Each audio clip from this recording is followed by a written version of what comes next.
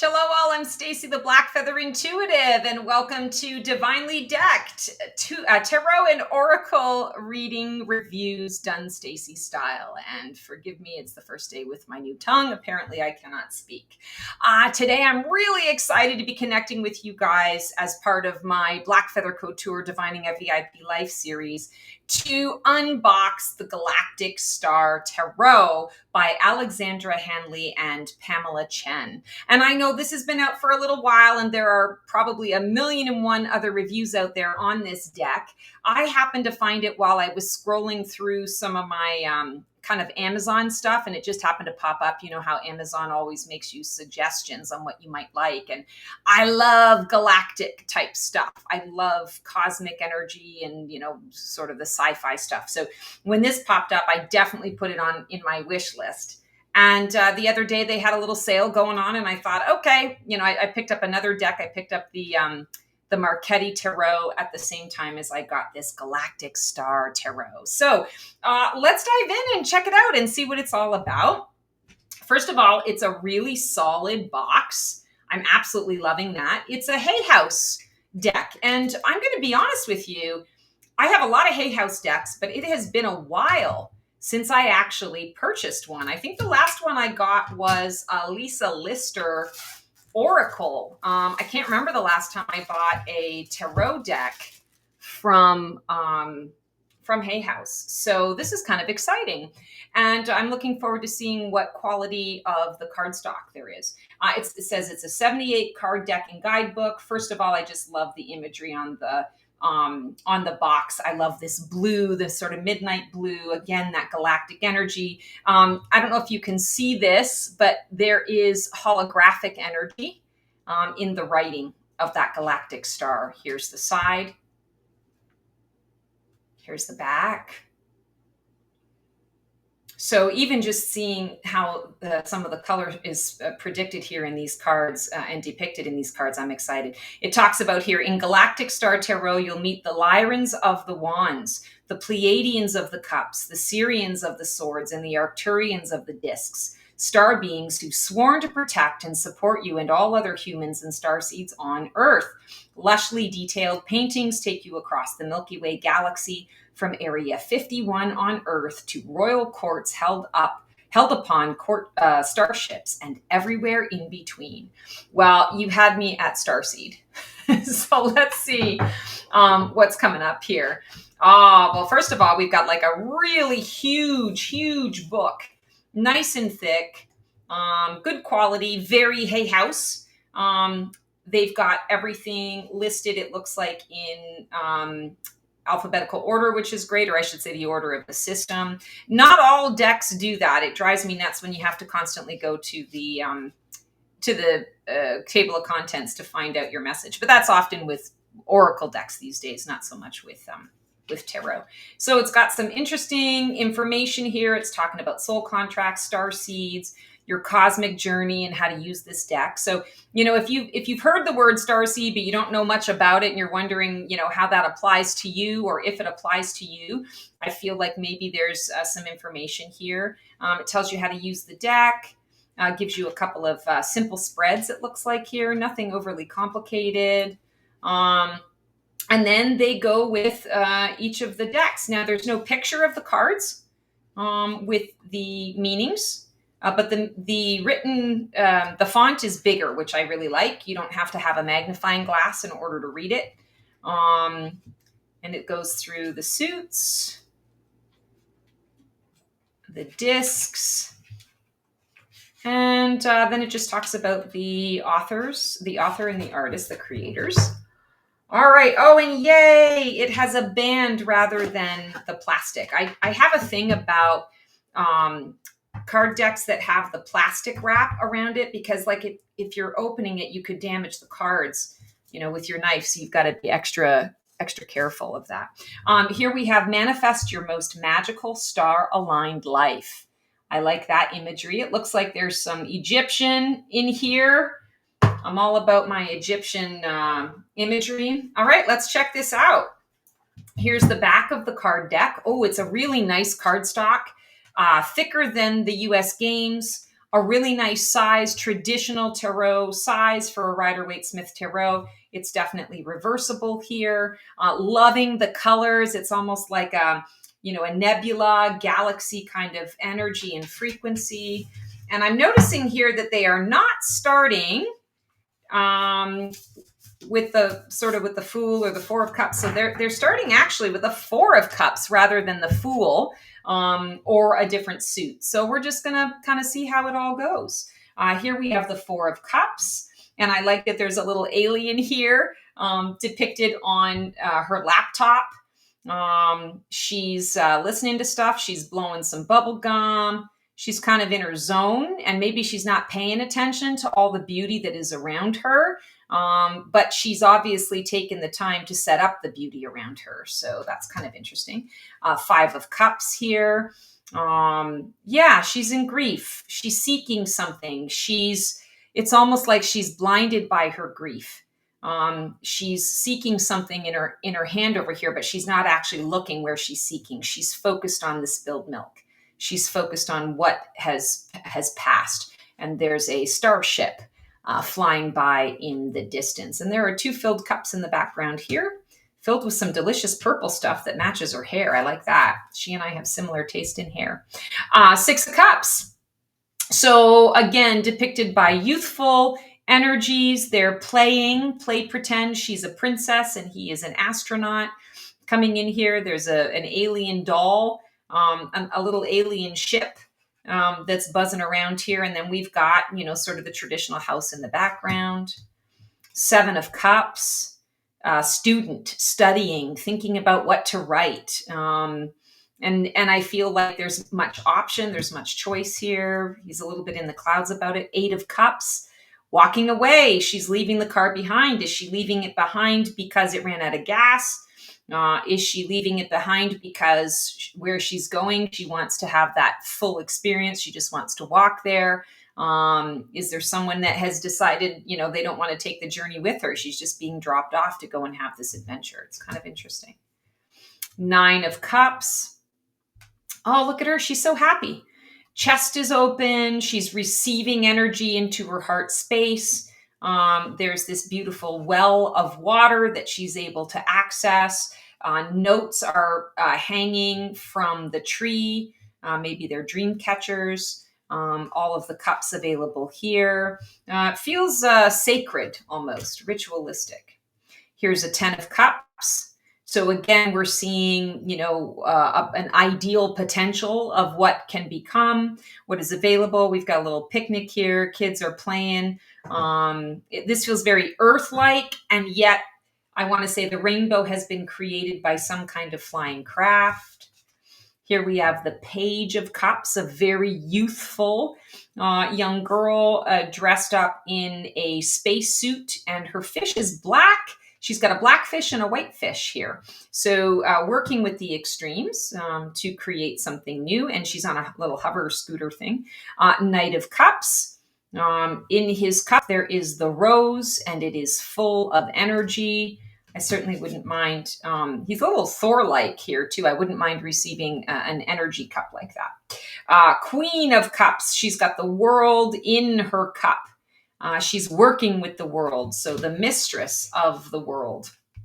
King of Cups, he's meditating, he's levitating, or he's sitting in the bow of his ship, meditating, so he's receiving from behind him the energy of the stars and putting that energy into his water source, his source of energy. Ace of Swords. Always love me an Ace of Swords. This is actually a very traditional depiction of the Ace of Swords. The difference is in the sort of that pinky energy. It's almost like coming out of a nebulous cloud.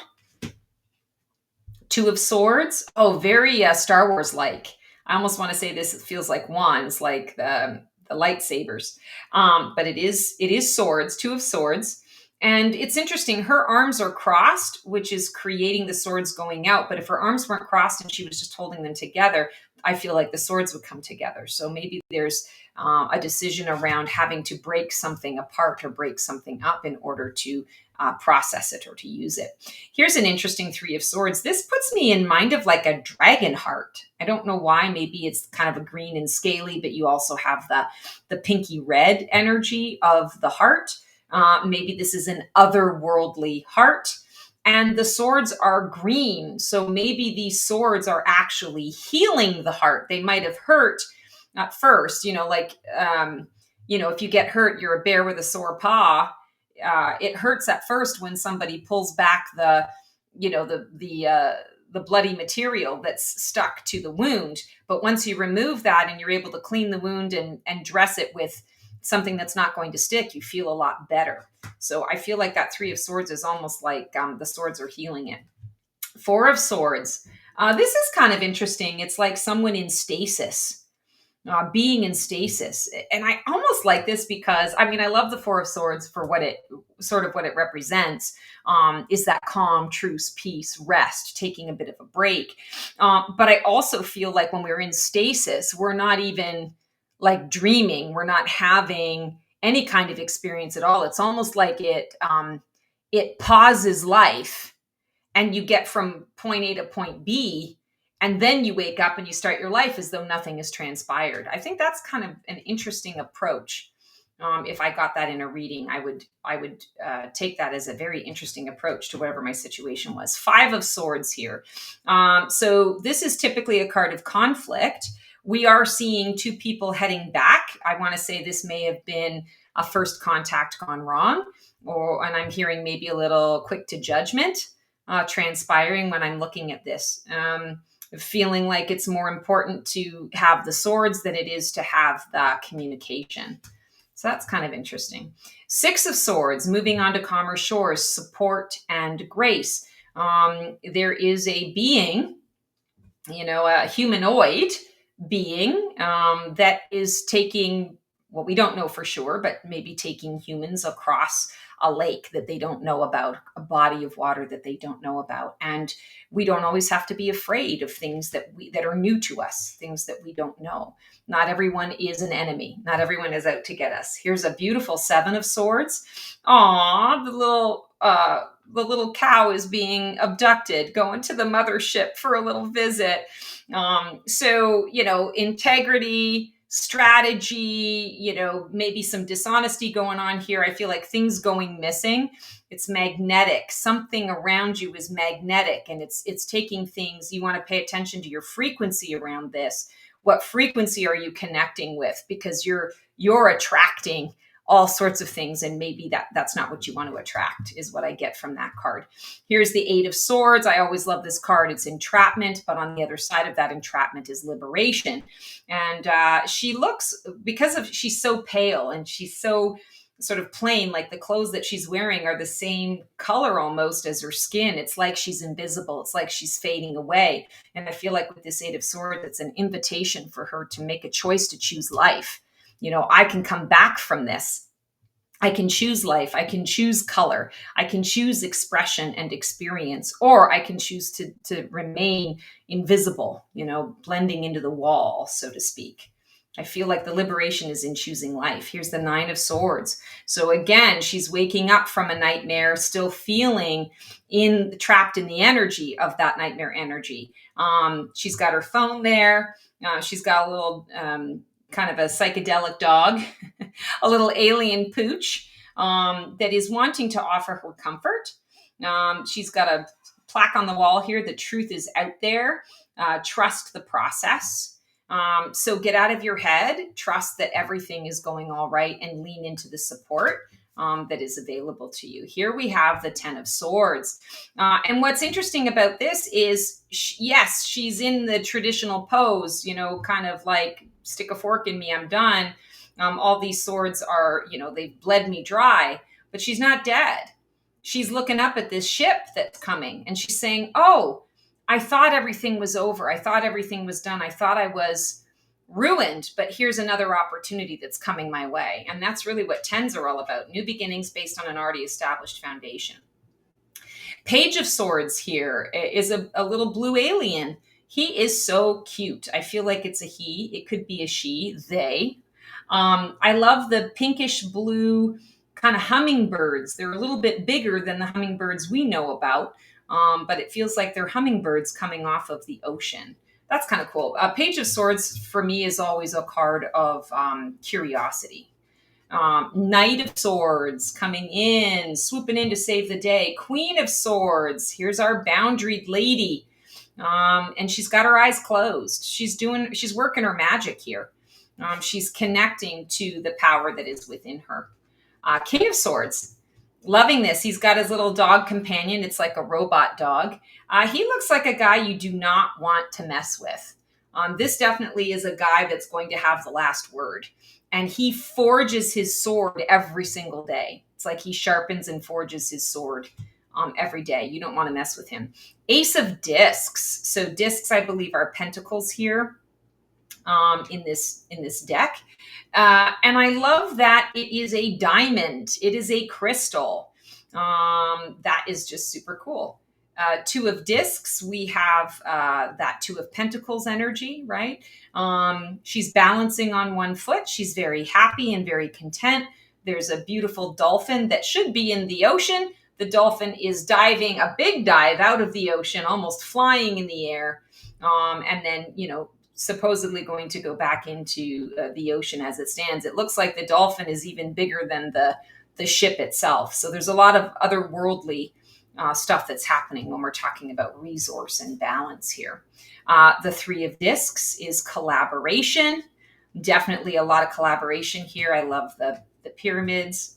Four of Discs.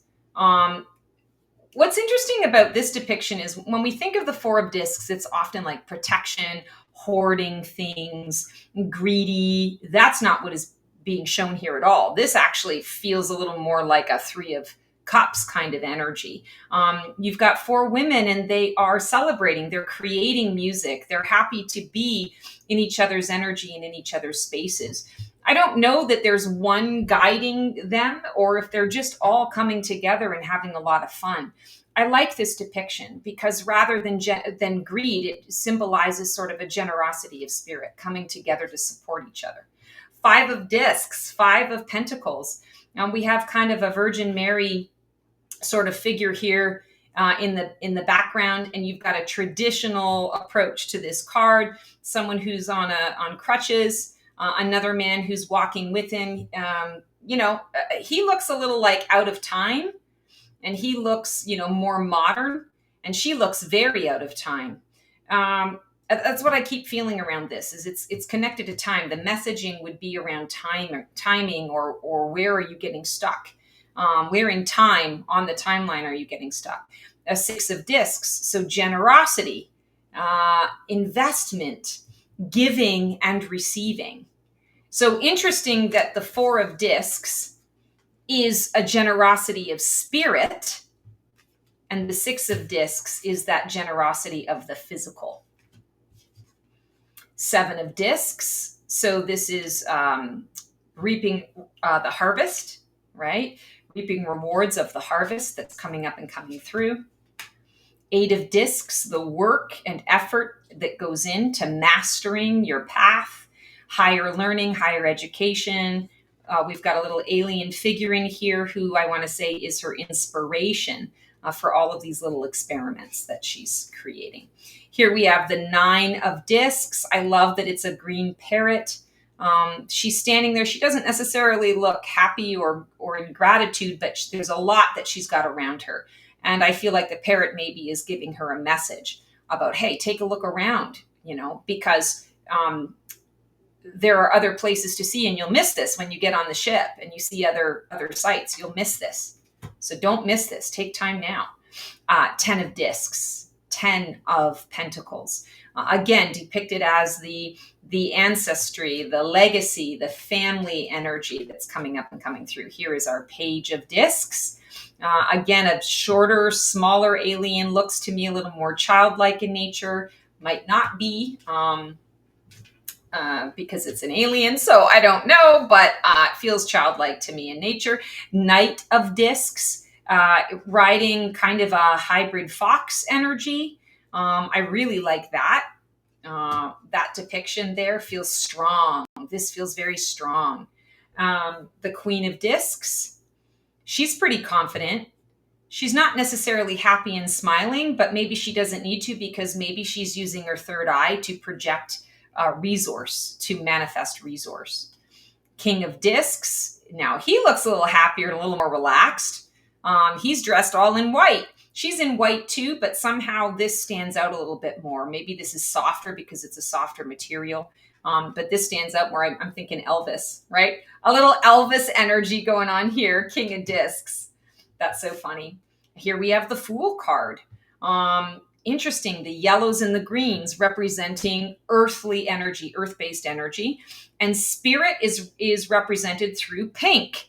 And pink is one half of the heart chakra. It's the unconditional love, self-care, self-compassion, and self-forgiveness. So I feel like that's, reflecting on this next Fool journey. You're going to need that along the way. Here's the beautiful Magician. Again, he's got the Ankh here, hanging on to the Ankh, which is that everlasting life. We have the infinity sign. There's a lot of this as above, so below. Crystals represented here. So there's plenty for him to work with from an otherworldly or a galactic perspective. Here's the High Priestess. I like that her toe is on the moon. So it's not about the moon being up here. It's like her foot is on the pulse of the moon. She is in charge of the moon, not the other way around. I think that's kind of an interesting approach or interpretation of that card. How does that change the message? Here we have the Empress, and she is a pregnant Empress. They're not always represented in that way. She's also already a mother. She has a lot going on, but I feel like she's lost in thought. She's got some plans that she wants to make. She's maybe thinking about this new baby. She's thinking about this new idea, this new thing that's going to be birthed into existence. Here we have the Emperor.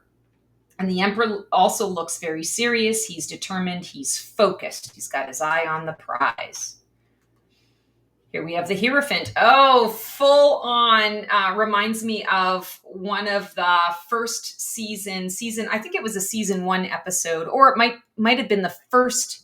No, it's a season 1 episode. Not the Andorians, Antiquins. The Antiquins, and there was a sort of a reptilian species that they were doing some diplomatic stuff on here. And this reminds me of that. So anyway, if you're not a sci-fi person, you're like, get on with it, Stacey. I don't know what the hell that is. But just a little peek into Stacey's mind and how I think about things sometimes. I love that the Hierophant in this version is really not showing a ton of ritual or structure or strategy here. Because he's represented by something that we do not know or understand entirely, but this could also open us up to that starseed dimension. And that is what we're here to learn. We're here to learn not about earthly things now. We're here to step it up a notch and to learn about our galactic energy and the galactic energy that is within us. How do we bring that? That's the key now to bringing that into the world and onto the planet. Here we have the Lover's card. Just beautiful. I love the colors. I love that it's almost like a mermaid dragon that is the angel depiction. Little trumpet flowers here. Absolutely gorgeous. Here's the Chariot. Ooh, she's on a Merkaba. Makes total freaking sense. The Merkaba is going to get you where it is that you need to go. We have the black and the white, the extremes being represented, or the opposites being represented. She's holding 2 wands, even though it's typically a water card. There is water depicted, in the background, but really she's lighting her own fire, and that fire is pink. So that unconditional love, the love as frequency, not as feeling, is what I feel is being depicted here.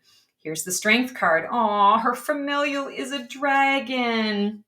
Oh my God, I just love that. So I don't know if you guys have watched any of my card reviews, deck reviews. You'll often hear me talk about my love-hate relationship with a Strength card. This is a Strength card that makes me happy. I really, really like it. Here is the Hermit.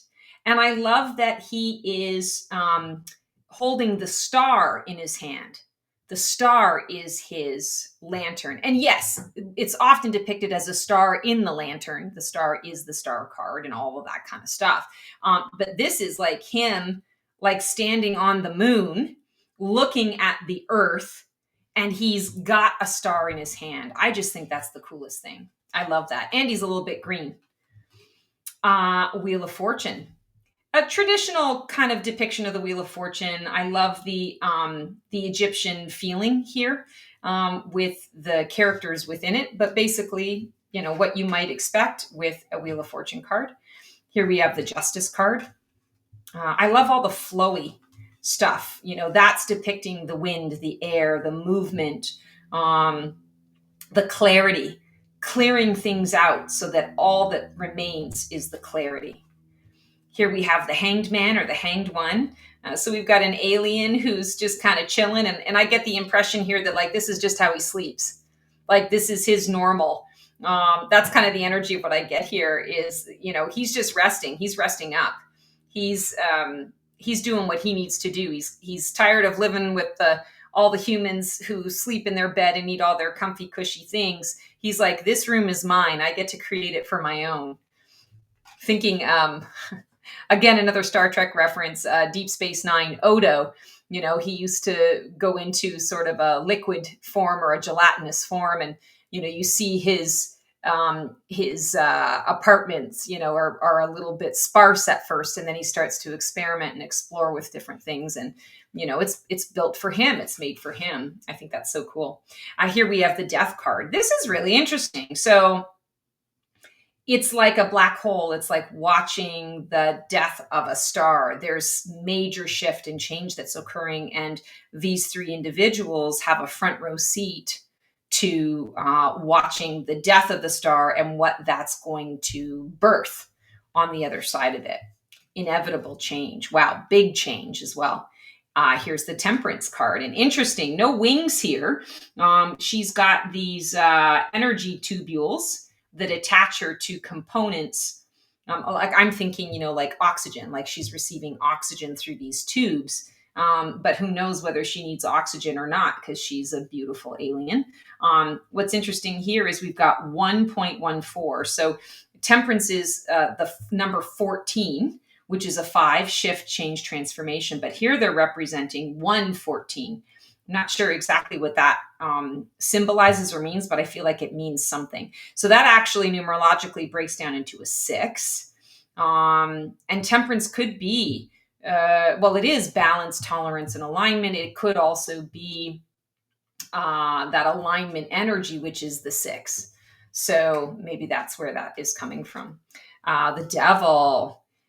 So here the Devil is depicted as this sort of green monster, and he's got his energetic lassos around each person. But what's interesting is their phones.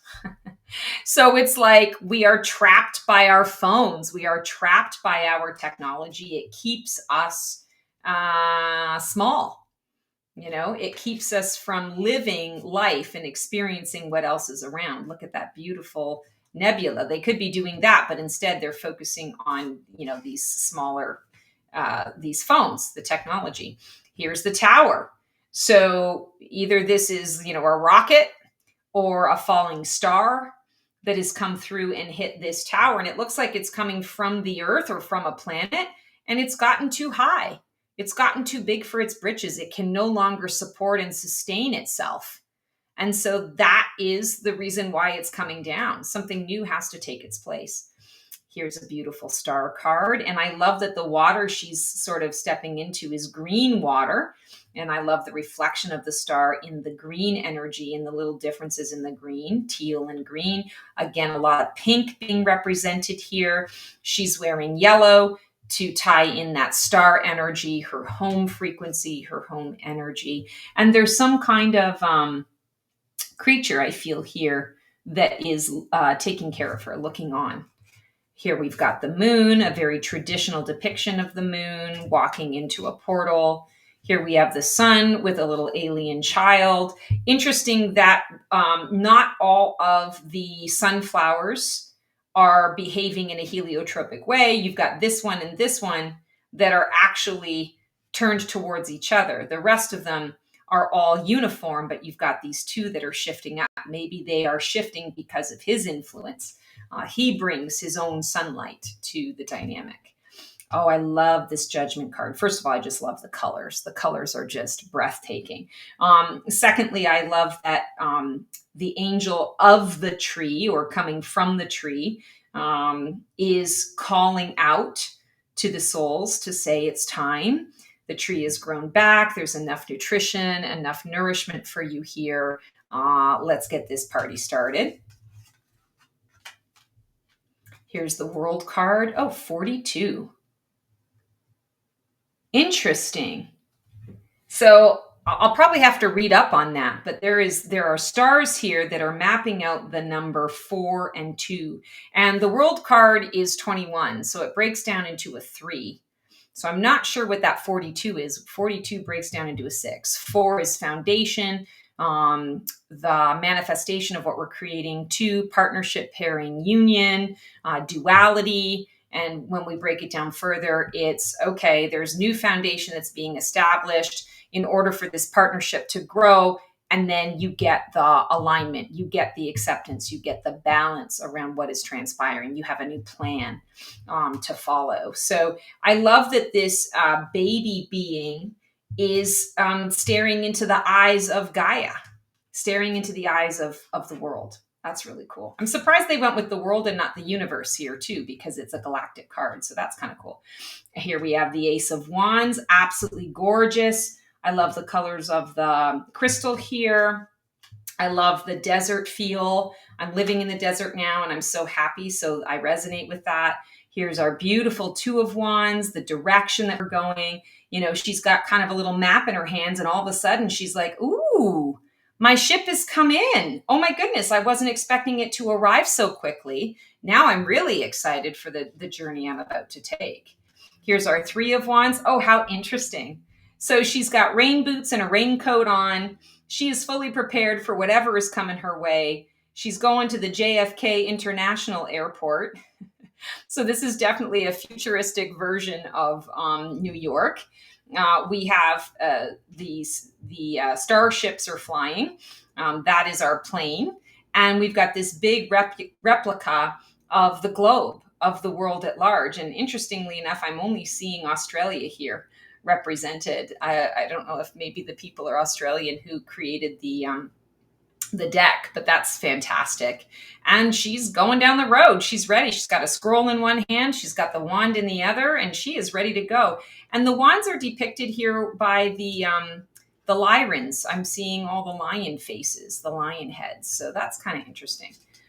Oops, I keep flipping them over. 4 of Wands, celebration, new establishments, contracts, sacred contracts. Again, we have these dolphins that are flying rather than swimming. Maybe they're jumping out of the water. There's a falling star here. So lots of celebration, auspiciousness in there.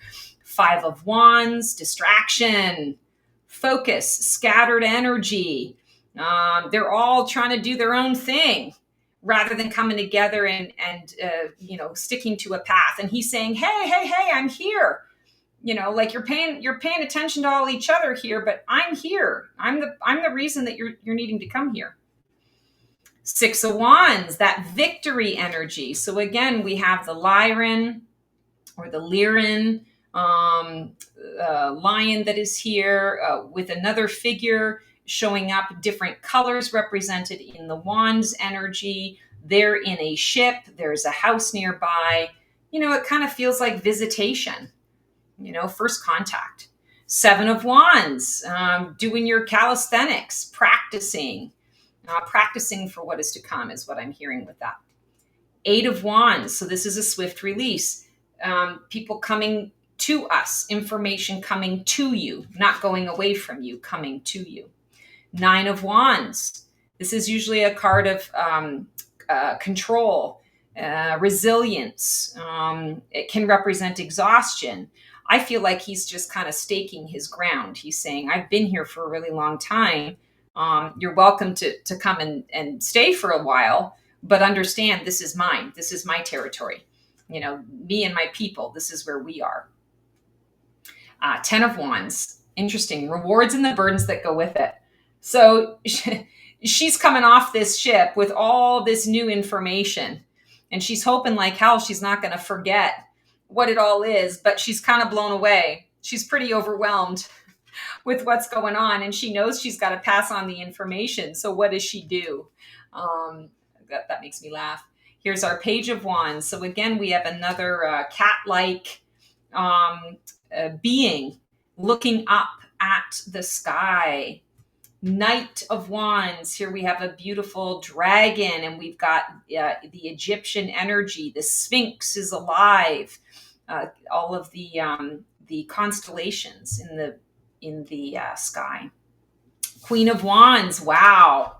Like, don't mess with her. She's just full of gold, full of luxury and opulence. And even her kitty cat is like a cat bat. I love that. She's holding the Ankh in her hand, so that the power of everlasting life. And she's got those beautiful sunflowers that are, I want to say, heliotropic to her and to her cat. Here's the King of Wands, loving that energy. And of course, he's with his beautiful green dragon. Here we have the Ace of Cups, kind of a pretty traditional, somewhat expected depiction of that. Two of Cups, that soulmate energy, that soul connection. I love the dog and the parrot coming together. You've got the two friends that are hanging out, and it looks like a beautiful, Tunisian sunset drink or something. And of course, you've got the starship in the background. And here we have the Three of Cups. And this is, we're in Greece. This is very Grecian. You can see Saturn in the background, and I would say that's probably Jupiter there as well. There's a little bit of water reflected. You see the blue in the sky, more ocean out here. But what is really focused is you're on land and you're celebrating. You may come from that emotional space and state, but right now it's about manifesting. It's about stepping outside of the day-to-day and just enjoying what is being presented to you. I love that. And of course, they're drinking some wine, they're enjoying some wine, and they've also got two more bottles chilling in the bucket next to them. So, they're ready to do it upright. And I think that's great. I would love to receive a card like that. Okay, so in true Stacey style, I'm going to shuffle these bad boys up and pull a card now for anyone who wants to purchase this deck, who wants to work with this deck. How is this deck going to work with you and work with your energy? So, and I mean, this is always, very subjective, but, interesting. Two of Swords. So I feel like, remember when I was talking about this, I saw that like her arms are crossed, which means that the swords are leaning out. But if her arms weren't crossed and she was just holding the swords would come together. I feel like this deck is always going to give you a couple of different perspectives. You're going to see it from one side and you're going to see it from the other. You're going to see it from the situation coming together. You're also going to receive that potential for what would occur if you had to part ways, or if you had a second opinion or a second perspective on what's going on. Also, I feel that it's going to give you very grounded information, but it's grounded in your intuitive receiving of it, your intuitive knowing. So the strength of your intuition, or the how much of the intuition you use, you lean into, you rely upon, is how much this deck is going to speak to you. So I feel like this would be a great deck for people who are really trying to understand the system of divination that is tarot. And this is going to give you the opportunity to dive into your intuitive aspect of things. It's close enough to some of the Rider-Waite-Smith tarot depictions, but also far enough away that it allows you to kind of modernize it, to bring it into your now space, and also for you starseeds and light workers to be able to go beyond what it is that you're seeing with your own two eyes here, and feeling with your, with your physical hands, and bring in those other dimensions that you know exist, that you know you're connected with. Very, very cool. Oh my goodness. Well, that is our Divinely Decked for this particular episode, and that is our Galactic Star Tarot. I really hope you enjoyed this review. I enjoyed giving this review. I just love decks so much, and I love being able to share them and experience the different styles and colors and the way that they speak to us. And this definitely has a language to it that I'm excited to learn. And perhaps you will too. So until the next video, I hope you have the most amazing week. And we will see you next time. Transform well. That's our show for today. I hope you enjoyed it. It was great to connect with you guys. Please like, subscribe, and comment for more content like this. And feel free to follow me on Blue Sky for even more content every single day. Can't wait to see you guys next week for another installment of Black Feather Couture, Divining the VIP Life.